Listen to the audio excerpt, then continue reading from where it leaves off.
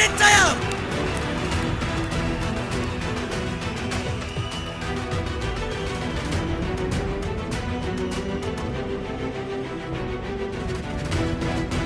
நீதி தவறாமல் மக்களுக்காக கடமையாற்றக்கூடிய ஆட்சியாளர் கடவுளாக போற்றப்படுவார்.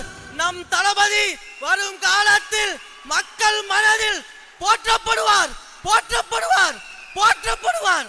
2026 தமிழக வெற்றி கழகத்தின் ஆட்சி அமைகிறது. தலைவர் முதல்வர் ஆகிறார். நல்ல ஆட்சி கொடுக்கிறார் என்பதில் எந்த மாற்று கருத்தும் இல்லை.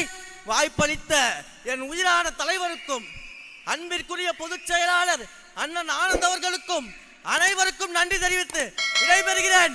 வெற்றி நிச்சயம்.